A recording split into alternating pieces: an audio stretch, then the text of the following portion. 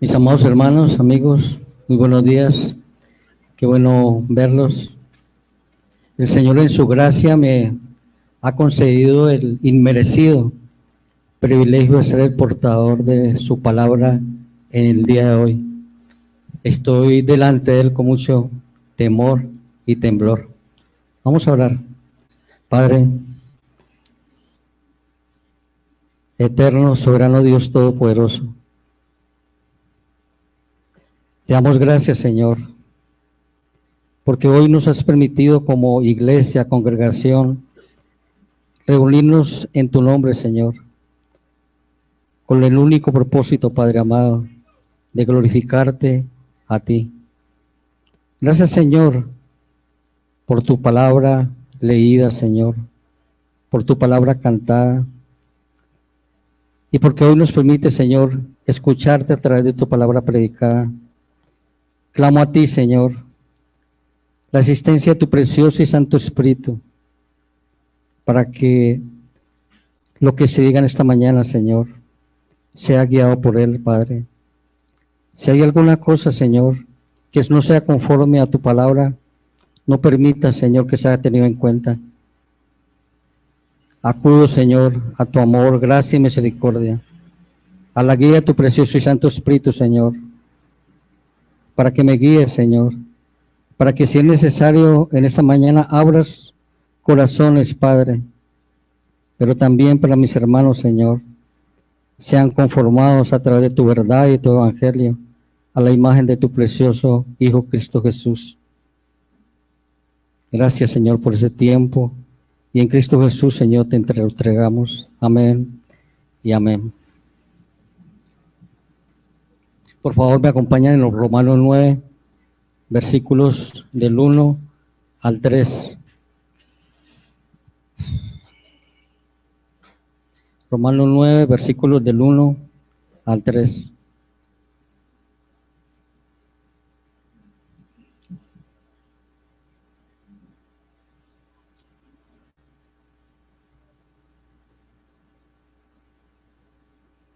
Dice así la palabra de Dios: verdad digo en Cristo, no miento, y mi conciencia me da testimonio en el Espíritu Santo, que tengo gran tristeza y continuo dolor en mi corazón, porque deseara yo mismo ser anatema, separado de Cristo, por amor a mis hermanos, los que son parientes según la carne. He titulado el mensaje de hoy La justicia de Cristo. Y la verdad que no pareciera tener mucha relación el título del mensaje con lo que acabamos de leer. Sin embargo, en la medida que vamos avanzando en la exposición, nos vamos a dar cuenta del porqué de el por qué se ha titulado La justicia de Dios. Sin embargo, hay quizás dos razones que nos ayudan como primeramente a entender el porqué del mensaje, el porqué del título del mensaje. Primeramente, en Romanos 9:1 hay una palabra en Cristo, y en el versículo 3, separado de Cristo. Y cuando yo realmente estudiamos las Escrituras, no he podido encontrar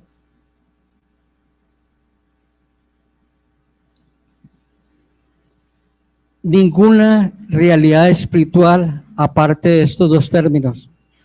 ¿Estamos en Cristo o sin Cristo? No hay un intermedio.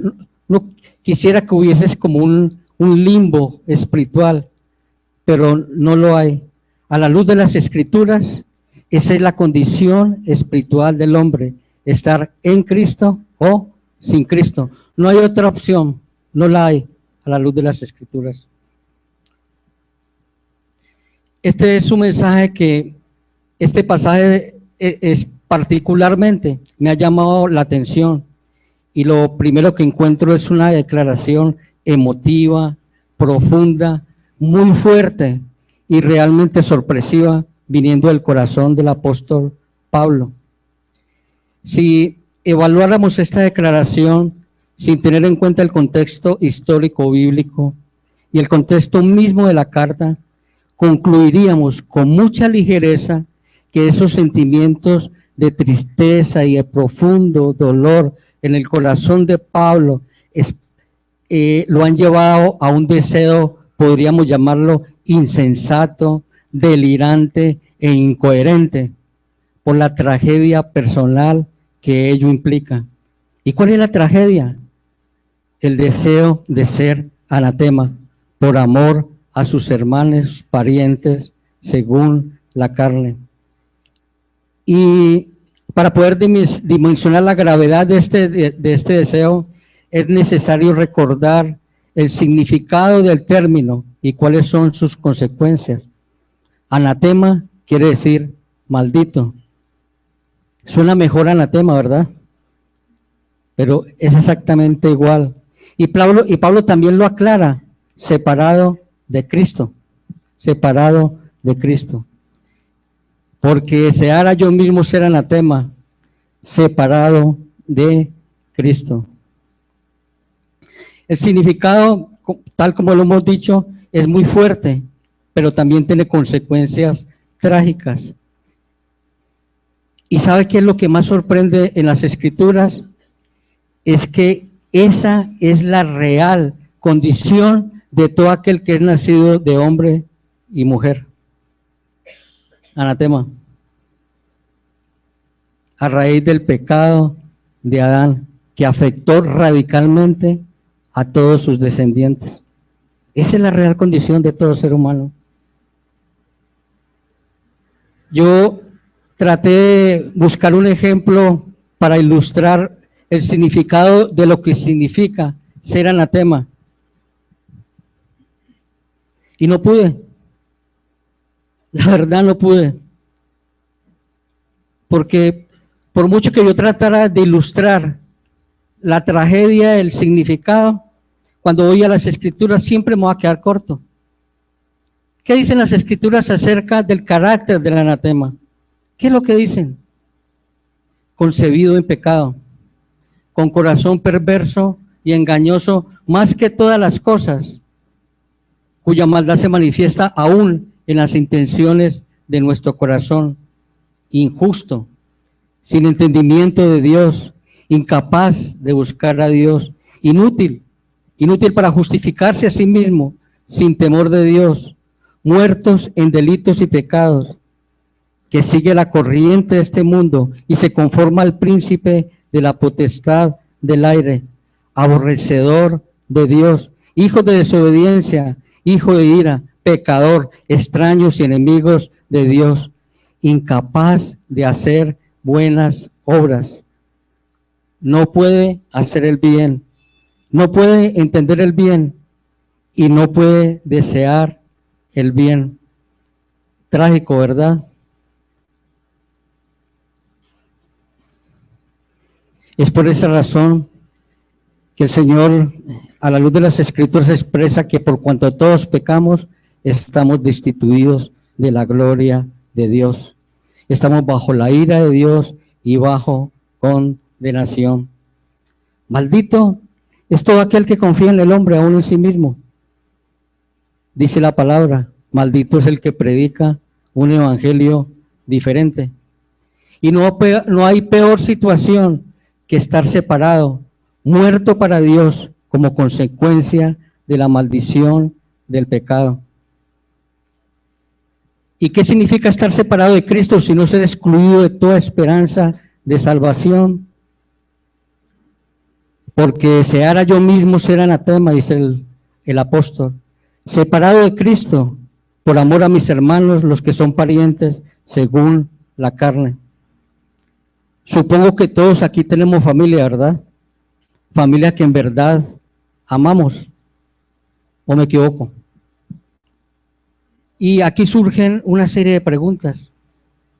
¿Quién de nosotros manifestaría sinceramente esta misma declaración cuando se conoce el significado del término anatema y sus consecuencias? ¿Quién de nosotros como creyentes estaríamos dispuestos a renunciar a nuestra salvación por amor a nuestra familia? ¿Esto es posible? ¿Es realmente lo que tenía en mente el apóstol Pablo? ¿Ignoraba el apóstol Pablo la gravedad de este deseo y de esta situación? De ninguna manera. Pues es el mismo que nos aclara el significado del término separado de Cristo, anatema, separado de Cristo. Y es el mismo que con mucha precisión, a través de la epístola, nos enseña sus consecuencias.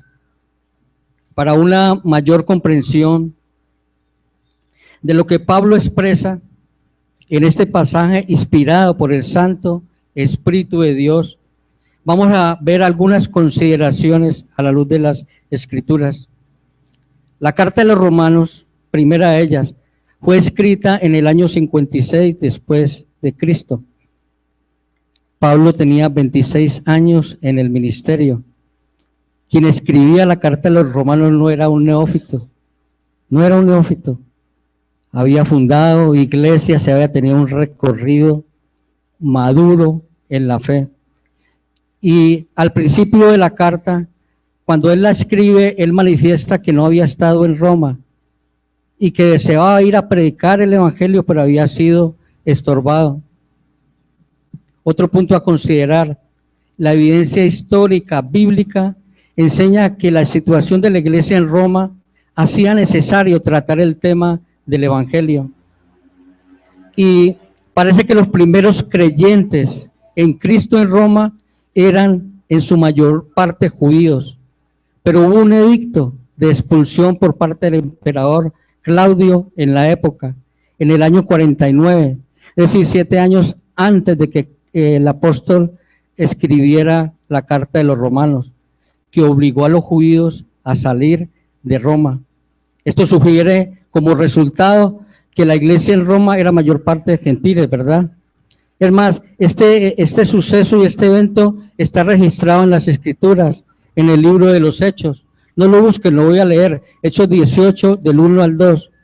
Después de estas cosas, Pablo salió de Atenas y fue a Corintio, y halló a un judío llamado Aquila, natural de Ponto, recién venido de Italia, con Priscila su mujer, por cuanto Claudio había mandado que todos los judíos saliesen de Roma.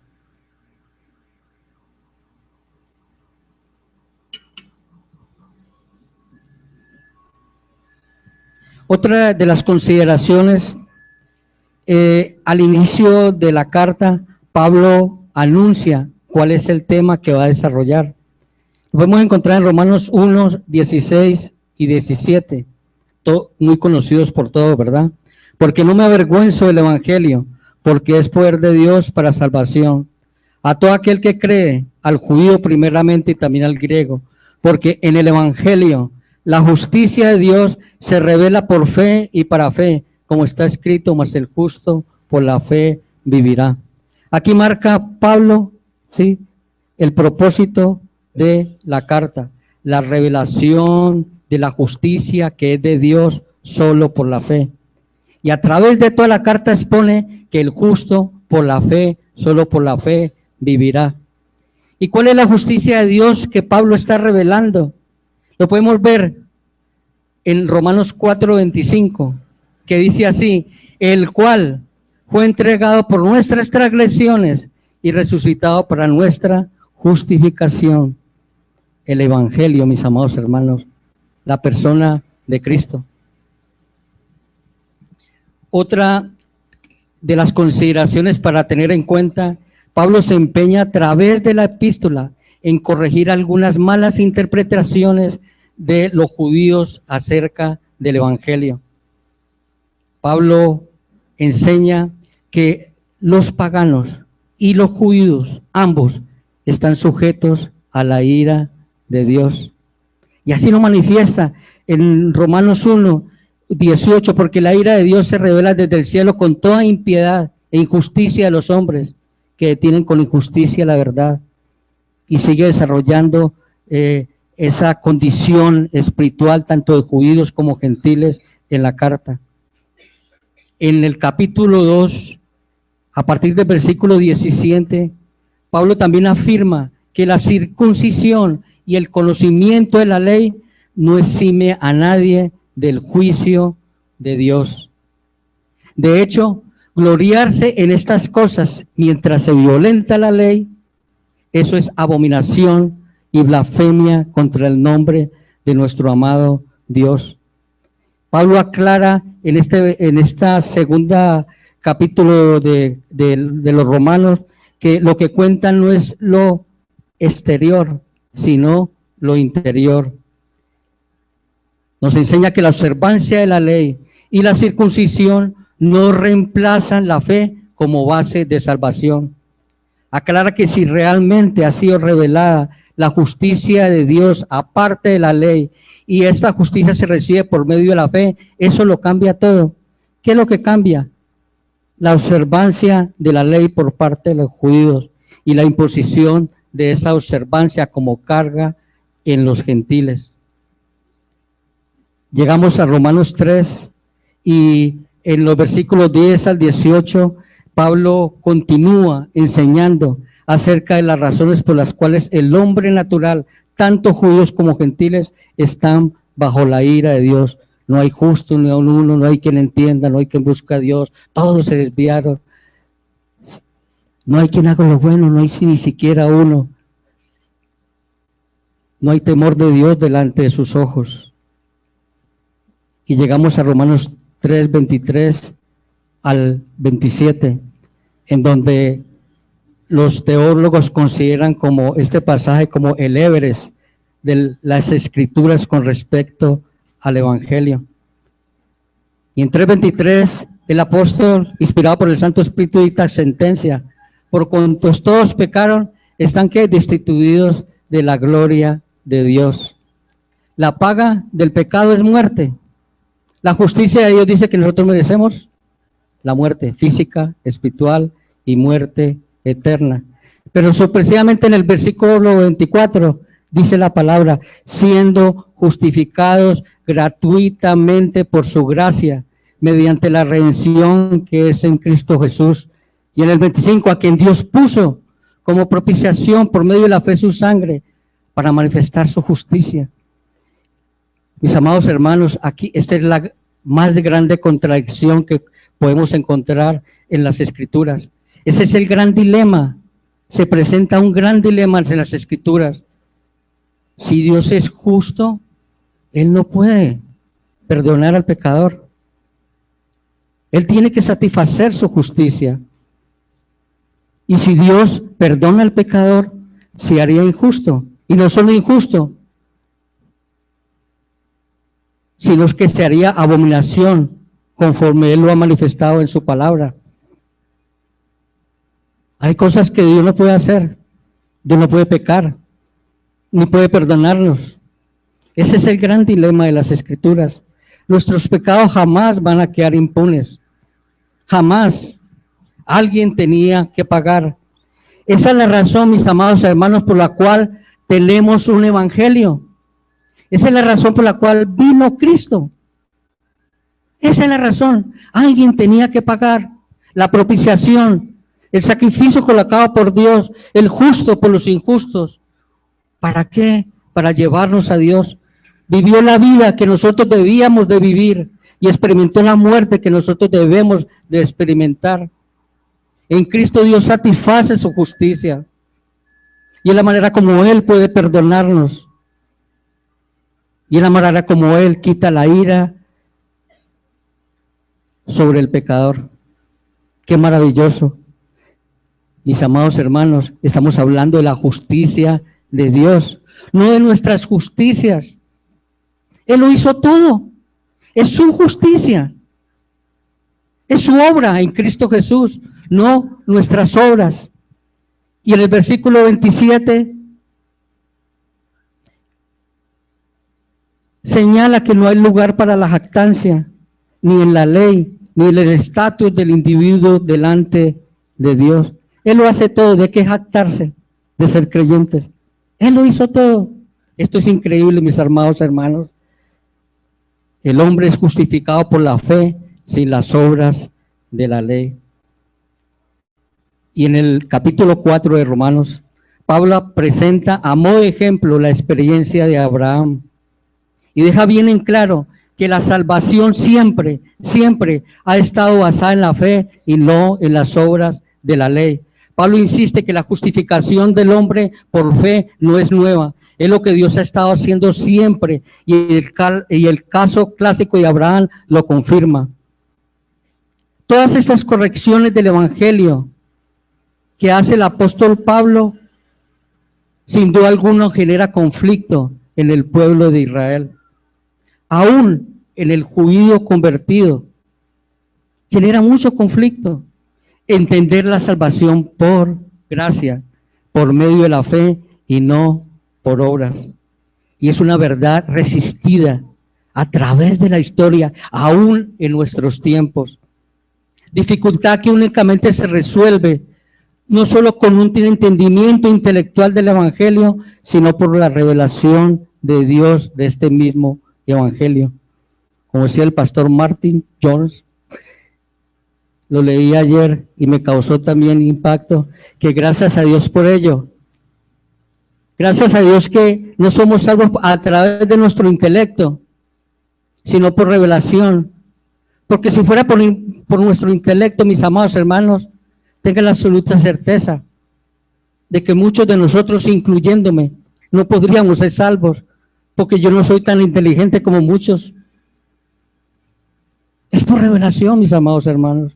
Esto es increíble, ¿verdad?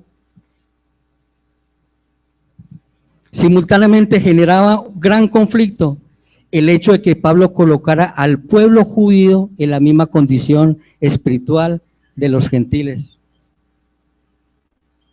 En contra de la creencia judía popular, no existe ninguna diferencia espiritual, aclara Pablo, entre el judío y el gentil. Ambos comparten el mismo problema, el pecado, y ambos necesitan la misma solución, el Evangelio. Comprensible hasta aquí entonces la actitud del apóstol Pablo, la intensidad de sus emociones y sentimientos y ese arriesgado deseo expresado por Pablo como una expresión de amor a sus parientes, a sus hermanos según la carne. Cuando abordamos el capítulo 9 de la carta de los Romanos, para una mejor comprensión, no solo es necesario considerar lo que hemos expuesto hasta el momento, sino considerar también lo que la carta dice en los capítulos 9, 10 y 11, porque el mensaje es integral. El apóstol sigue desarrollando el tema principal de la carta, la justicia de Dios. En el capítulo 9 de los Romanos, el Señor nos habla acerca de su soberanía, amor, gracia y misericordia, la elección y acerca del pasado. En el capítulo 10, Dios es soberano aún en la salvación. En el capítulo 10 habla acerca de la responsabilidad del hombre, el rechazo y el presente. Y en el capítulo 11 considera la restauración, la bendición divina y tiene que ver con el futuro eterno. Después de esta introducción, mis hermanos, ya vamos a entrar en el tema de la predicación que tenemos para el día de hoy.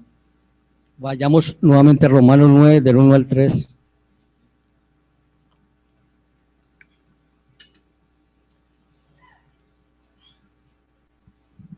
Dice así la palabra: verdad digo en Cristo, no miento, y mi conciencia me da testimonio en el Espíritu Santo, que tengo gran tristeza y continuo dolor en mi corazón, porque deseara yo mismo ser anatema, separado de Cristo, por amor a mis hermanos, los que son parientes según la carne.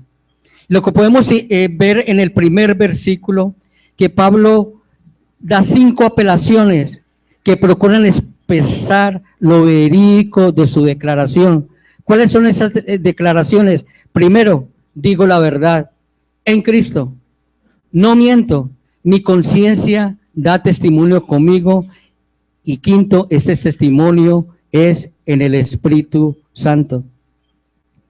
Las tres primeras declaraciones o expresiones, digo la verdad, en Cristo, no miento, es usualmente utilizado por Pablo en otras cartas. Lo podemos encontrar en 2 Corintios 11, Gálatas 1 o 1 Timoteo 2. Y el apóstol inicia diciendo, digo la verdad. Él acude, ¿qué? A su propio testimonio. Y posiblemente eso no sea suficiente para el pueblo judío, aún para los creyentes. Y apela la segunda apelación, en Cristo, en Cristo. En Cristo. Esta expresión es clave, nos ayuda a comprender con mucha más claridad y gran precisión lo que tenía en mente Pablo. Sin duda alguno, para los creyentes judíos, esta declaración iba a ser de gran bendición, pero para los israelitas incrédulos se iban a sentir demasiado ofendidos. Y es el mismo apóstol Pablo que nos enseña el significado de estar en Cristo. En los Corintios, en la primera carta a los Corintios, el apóstol Pablo dice que en Cristo la gracia de Dios nos ha sido dada. Que en Cristo hemos sido hechos por Dios, sabiduría, justificación y redención. Y en la segunda carta a los Corintios dice que en Cristo somos nuevas criaturas. Y en el libro de los Gálatas, el Señor dice que en Cristo somos uno. Somos linaje de Abraham y herederos según la promesa. Y en el libro de los Efesios, Pablo nos enseña que en Cristo hemos sido bendecidos con toda bendición espiritual en lugares celestiales. Nos enseña que en Cristo hemos sido escogidos por Dios desde antes de la fundación del mundo para que fuéramos santos y sin manchas delante de Él. Nos enseña que en Cristo hemos sido predestinados para ser adoptados como hijos de Dios. Y nos enseña que hemos sido sellados con el Espíritu Santo de la promesa. En la carta de los Filipenses también nos enseña que en Cristo podemos experimentar la paz de Dios que sobrepasa todo entendimiento. En Cristo Dios guardará nuestros corazones y nuestros pensamientos. Y esa es una de las razones por las que también apela a su conciencia. Y a través de la epístola de los Romanos también nos ha enseñado que en Cristo somos justificados gratuitamente por su gracia. Romanos 3:24. Somos considerados muertos al pecado, pero vivos para con Dios. Romanos 6:11. En Cristo, el regalo de Dios, la dávida de Dios es vida eterna. Para los que están en Cristo, en la epístola de Romanos capítulo 8, ninguna condenación hay. Y en el mismo capítulo 8, versículo 2, en Cristo hemos sido librados de la ley del pecado y de la muerte. Y también nos enseña en ese mismo capítulo 8 que en Cristo nada ni nadie nos podrá separar del amor de Dios. Síganme con sus ojos en Romanos 8:35. Dice así, ¿quién nos separará del amor de Cristo? Tribulación, angustia, persecución, hambre o desnudez o peligro o espada.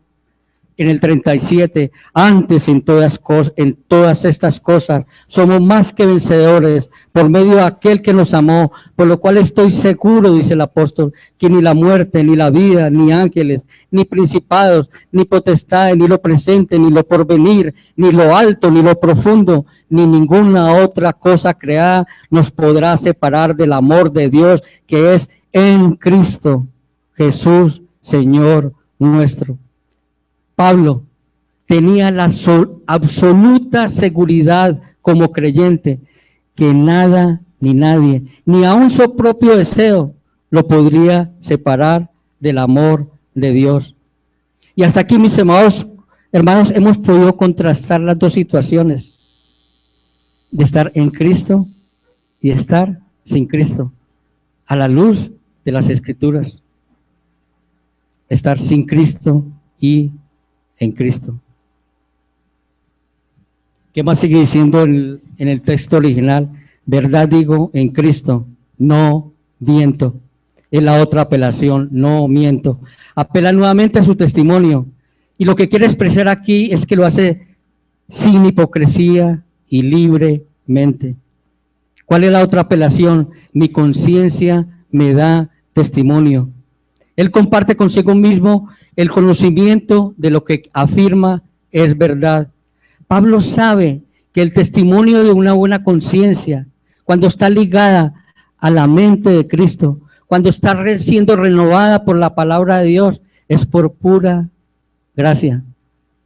Es porque es dada por el Santo Espíritu de Dios. Y así lo manifiesta en la segunda carta de los Corintios, capítulo 1, versículo 12, que es precioso, porque nuestra gloria es esta, el testimonio de nuestra conciencia, que con sencillez y sinceridad de Dios, no con sabiduría humana, sino con la gracia de Dios, nos hemos conducido en el mundo y mucho más vosotros. Y la quinta apelación, este testimonio es en el Espíritu. Y Pablo nos había acabado de enseñar en el capítulo anterior que todos los que son guiados por el Espíritu de Dios, estos son hijos de Dios, en el capítulo 8 de los Romanos. Y nos había enseñado que el mismo Espíritu da testimonio a nuestro espíritu de que realmente somos hijos de Dios. Verdad digo en Cristo, no miento. Y mi conciencia me da testimonio en el Espíritu Santo. Pablo sustenta de una manera espectacular que lo que va a expresar es verdad. Él apela a su propio testimonio, apela a su conciencia en Cristo y en el Espíritu Santo. Qué sólido fundamento para expresar una verdad. ¿Qué verdades va a expresar él? Y la podemos encontrar en el versículo 2 de Romanos 9 y 3. En el capítulo 9, versículos 2 y 3. La primera, que tengo gran tristeza y continuo dolor en mi corazón. Y la otra verdad, la razón, porque deseara yo mismo ser anatemas, separado de Cristo, por amor a mis hermanos, los que son parientes según la carne. La primera, yo que tengo gran tristeza y continuo dolor en mi corazón. Aquí Pablo, con notable énfasis y solemnidad, declara su propio dolor ante la incredulidad de sus parientes, dolor y tristeza por la falta de respuesta de un pueblo al Evangelio. Registra la intensidad de su anhelo respecto a la conversión de ellos. Y esa debería ser la actitud de un verdadero creyente, ¿verdad? Esa debería ser la actitud de un verdadero creyente. Y esta no es la tristeza que produce muerte. Es un sentimiento lícito en el creyente, mediante el cual se duele, se lamenta por la terrible condición del incrédulo. Y la segunda verdad que expresa en el versículo 3, porque deseara yo mismo ser anatema, separado de Cristo por amor a mis hermanos, los que son parientes según la carne. Ya hemos expuesto lo que Pablo está tratando de decir aquí. Pablo sabía que esto era muy imposible, pero aquí también está tratando, les dice hermanos, que es un término que se utiliza para la iglesia. Sin embargo, él hace aclaración a quién se refiere, hermanos, parientes, según la carne. Y en el versículo que sigue, en el versículo 4 de Romanos, lo aclara aún más. Dice que son israelitas, de los cuales son la adopción, la gloria, el pacto, la promulgación, la ley, el culto y las promesas.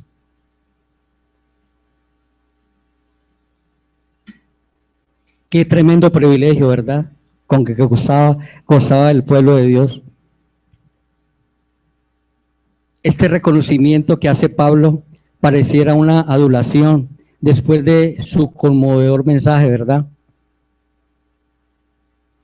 Lo que Pablo está expresando aquí es el verdadero registro de Dios de la identidad de un pueblo. ¿Qué pueblo?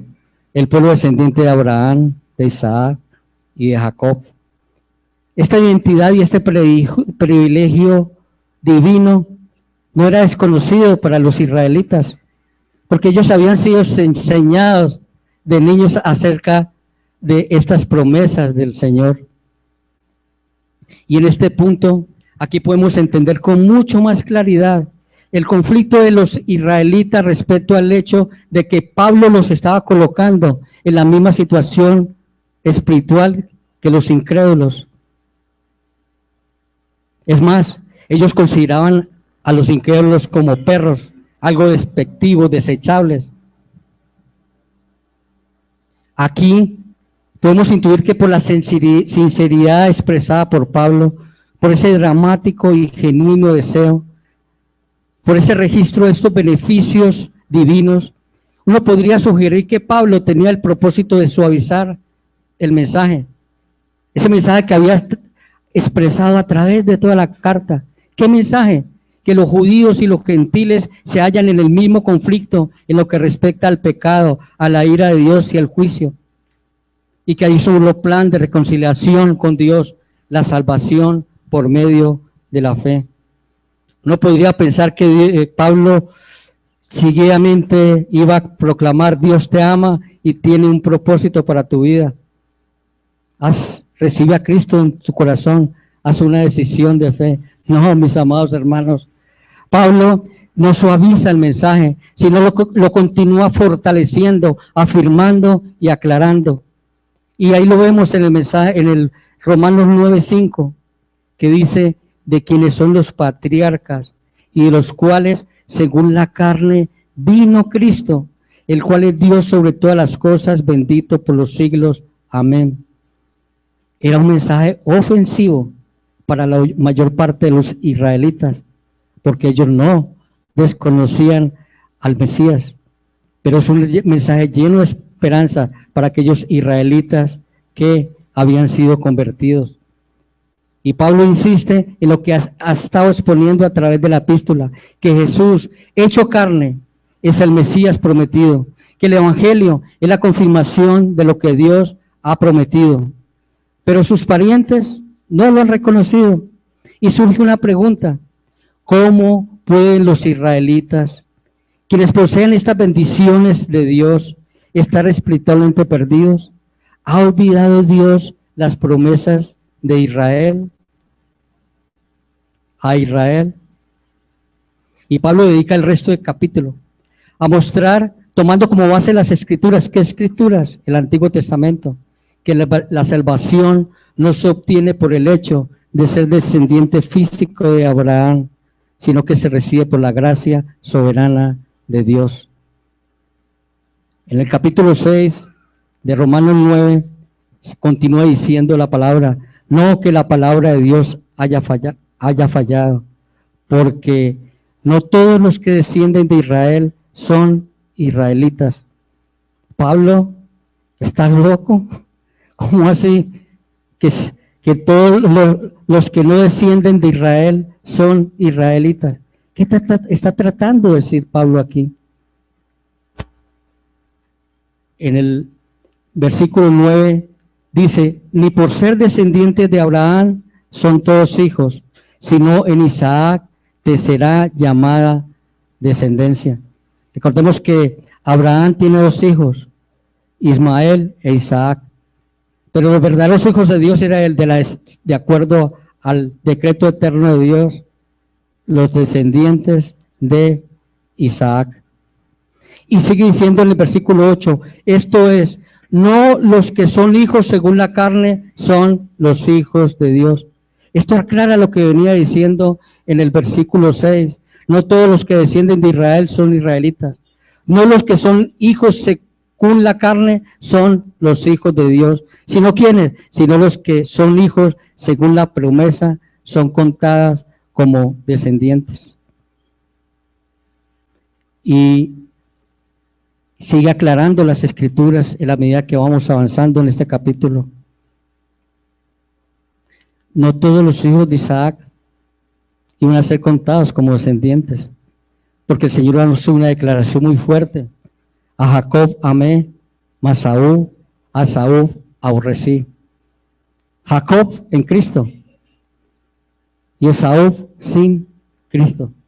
Y el recibimiento de Dios no es como nosotros lo percibimos, no es algo rencoroso, No, el aborrecimiento de Dios significa que Él deja a la gente en sus delitos y pecados. Ahí manifiesta el Señor su aborrecimiento y decide amar a algunos. Decide amar a algunos.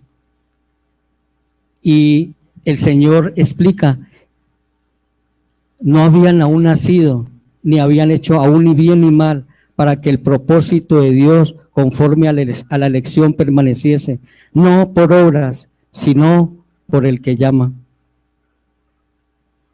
El mensaje es duro.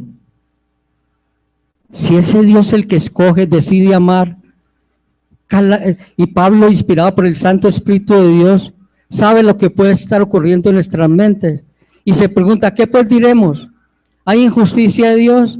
De ninguna manera. Y apela al Antiguo Testamento, pues en Moisés dice, tendré misericordia de que quiera tener misericordia y me compadeceré de que quiera compadecerme.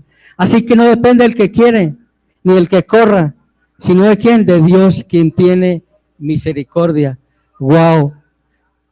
El mensaje del Evangelio, mis amados hermanos, es ofensivo. Esto es ofensivo para el incrédulo, pero es un deleite para a quien Dios ha permitido revelar estas verdades. Dios escoge soberanamente a un pueblo antes de la fundación del mundo para manifestar su amor, su misericordia y su gracia. Dios escoge soberanamente a un pueblo desde antes de la fundación del mundo para manifestar su amor. El amor de Dios es un amor incondicional. Es un amor, no es a causa de lo que nosotros somos, es a pesar de lo que nosotros somos. Él manifiesta su amor en la cruz, mas Él muestra su amor para con nosotros, en que aun siendo pecadores, Cristo murió por nosotros. Mis amados hermanos o amigos que están aquí, si tú crees que cumple la condición, no necesitas el amor de Dios. No necesitas que Cristo haya venido a morir por ti. Dios escoge soberanamente a un pueblo desde antes de la fundación del mundo para manifestar su amor, su misericordia. ¿Quién necesita misericordia? ¿Quién? Al que está condenado. El que está condenado necesita misericordia. Si crees que no mereces condenación, no necesitas la misericordia de Dios. Dios escoge soberanamente a un pueblo desde antes de la fundación del mundo para manifestar su amor, su misericordia y su gracia. No hay ninguna obra de justicia que nosotros podamos presentar delante de nuestro amado Dios para justificarnos a nosotros mismos. Es la obra de Cristo la que nos permite acceder a nuestro Dios.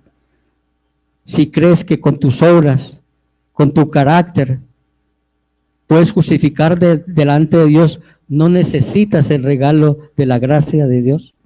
No la necesitas. No por nuestras propias justicias, sino por la justicia de Dios. No por nuestras propias obras, sino por la obra de Dios. Esto es gracia, gracia. Lo que realmente identifica al pueblo de Dios no es la descendencia física, sino no son nuestras obras, no son nuestras justicias, sino la justicia de Dios.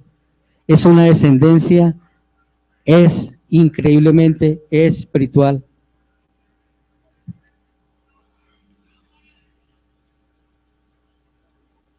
En los tiempos de Jesús, los fariseos, especialmente los sacerdotes, la verdad, mis amados hermanos, ellos no eran como Hitler. No, ellos no eran como Hitler. Ellos no eran considerados ni criminales ni delincuentes. Ellos gozaban de gran prestigio y respeto, no solo del pueblo, sino también de los gobernantes. Muchos de los gobernantes decían creer en Jesús, pero no lo manifestaban por el temor de que los expulsaran de las sinagogas, porque consideraban más la gloria de los hombres que la gloria de Dios. Ellos observaban una vida moral recta. El joven rico era uno de ellos. Había muchos como el joven rico. Eran además eruditos que enseñaban los oráculos de Dios. Ofrecían sacrificios, oraban, enseñaban y manifestaban guardar la ley. Eso eran los fariseos. Sin embargo, sorprendentemente, cuando entra en escena Juan el Bautista, les dice: generación de víboras, huid de la ira venidera. Y el mismo Señor Jesucristo, ¿cómo se refiere a ellos? Hipócritas, sepulcros blanqueados, por fuera hermosos, pero por dentro hieden. Vosotros sois de vuestro padre el diablo, y los deseos de vuestro padre queréis ser. Ciegos, sordos, necios.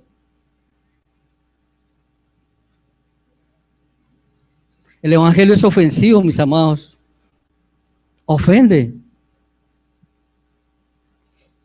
Estos eran los israelitas de quienes el apóstol Pablo hace referencia, religiosos, confiados en sus propias justicias y no en la justicia de Dios, desechando el evangelio. A pesar de las evidencias, menospreciaron al Hijo del Hombre. Delante de los hombres, buenas personas, religiosos, pero delante de Dios, anatemas, malditos, criminales. Cuando Pablo manifiesta tristeza y profundo dolor en su corazón y su disposición a ser condenado a cambio de la salvación del pueblo de Israel, es lo que está tratando de decir y expresar la condición de este pueblo. Es lo que está diciendo, que son anatemas, malditos, y que están necesitados de Cristo, necesitados del evangelio. Eso es lo que Pablo está tratando de expresar en el texto que estamos considerando en esta mañana.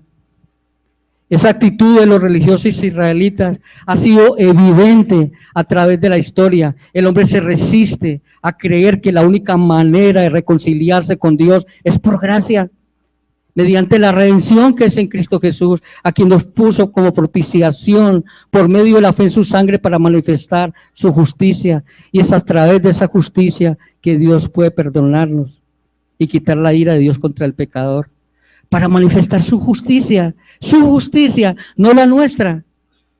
Y aquí, mis hermanos, yo quiero llamar su atención.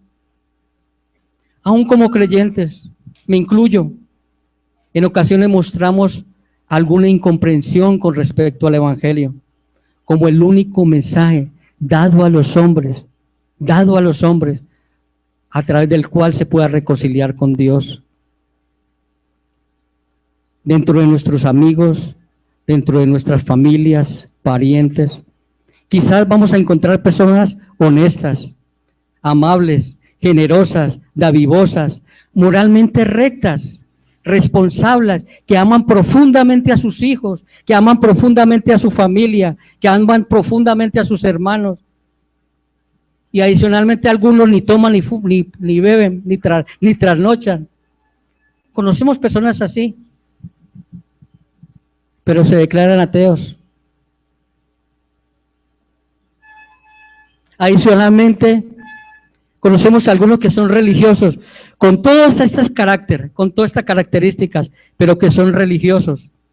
Leen la Biblia, rezan el rosario todos los días y van a misa cada domingo. También encontramos religiosos que tienen la mayor parte de este carácter y son miembros de congregaciones donde niegan la divinidad de Cristo.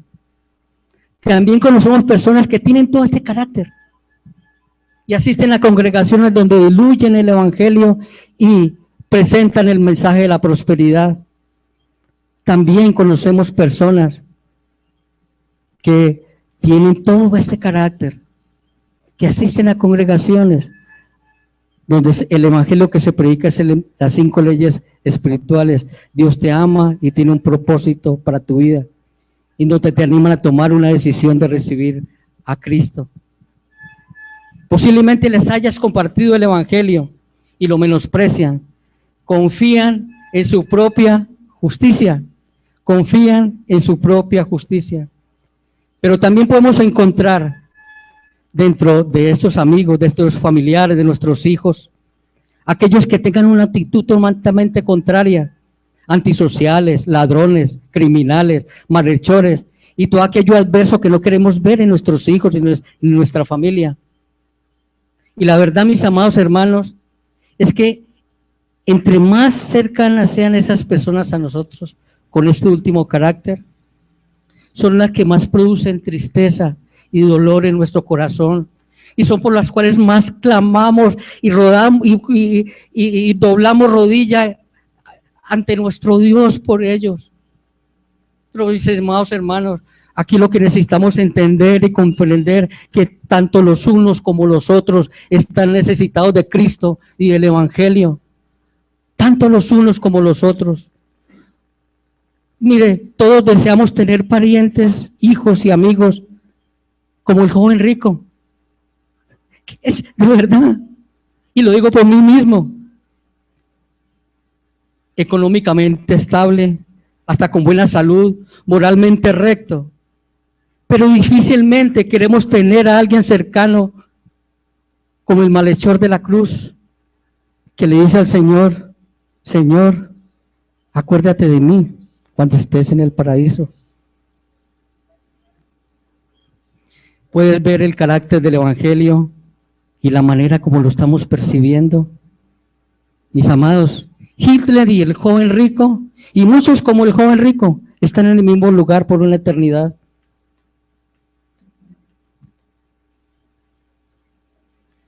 Romanos 9, del 1 al 3, nuevamente. Verdad digo en Cristo y no miento, y mi conciencia me da testimonio en el Espíritu Santo, que tengo gran tristeza y continuo dolor en mi corazón, porque deseara yo mismo ser anatema, separado de Cristo, por amor a mis hermanos, los que son parientes según la carne. Y en la Escritura encontramos hechos similares. ¿Recuerdan en el desierto cuando el pueblo de Dios construyó el becerro de oro? ¿Cuál fue la reacción de nuestro amado Dios? No lo busco en Éxodo 32, versículos de 9 a 10. Dijo más Jehová a Moisés: yo he visto a este pueblo, que por cierto es pueblo de dura cerviz. Ahora pues, déjame que se encienda mi ira en ellos y los consuma, y de ti yo haré una nación grande. ¿Cómo reaccionó Moisés?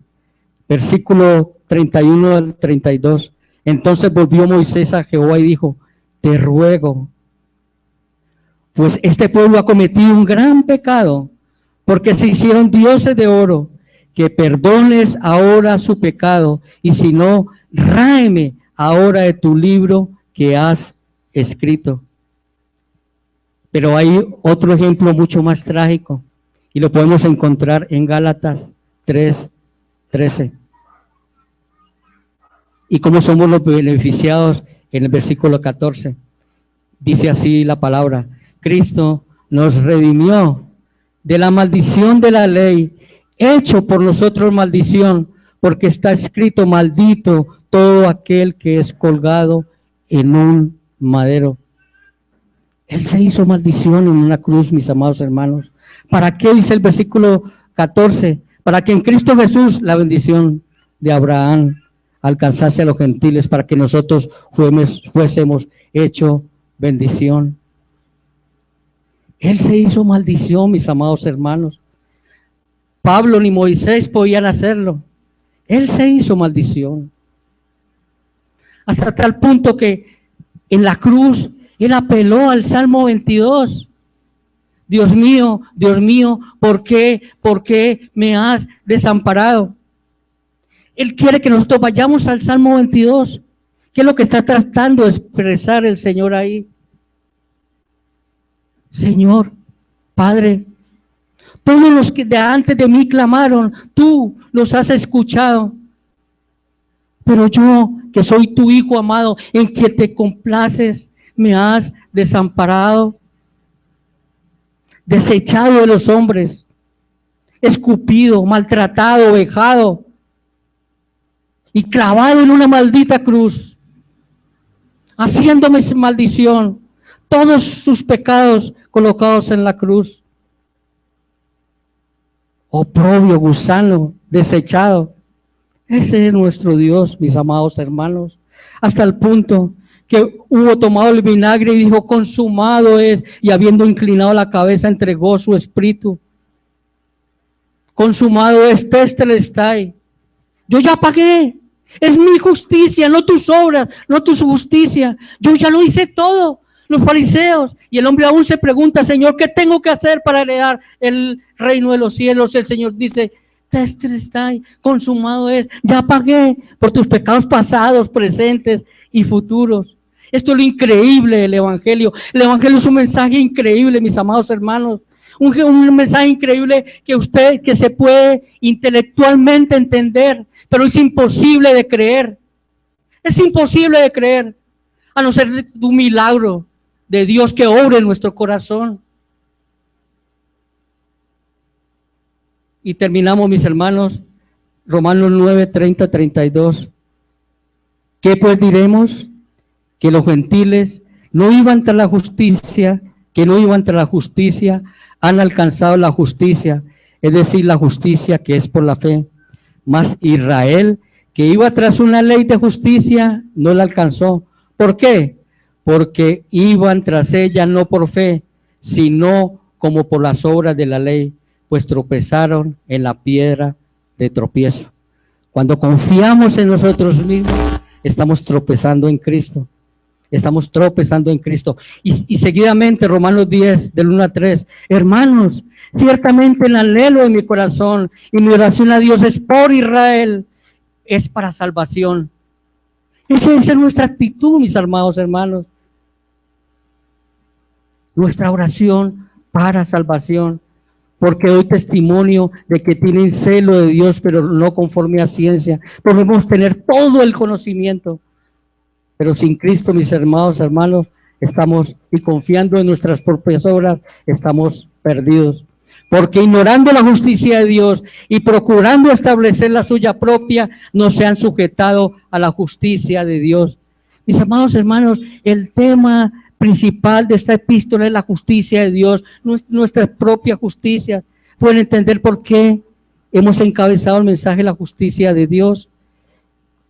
Lo había manifestado Pablo en Romanos 3:28. Concluimos pues que el hombre es justificado por la fe sin las obras de Dios.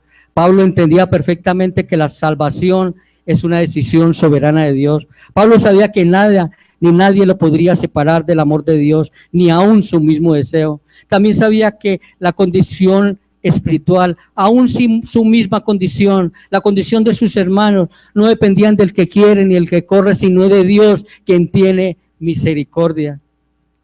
Y este conocimiento, mis amados hermanos, no impide, y ese es el clamor de esta mañana, que gimamos, que oremos ante la ruina del perverso y del incrédulo, aunque sepamos que lo son por el justo juicio de Dios.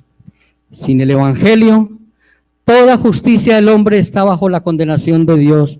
Solo el Evangelio, solo la justicia de Dios, solo Cristo nos reconcilia con Dios. Amén.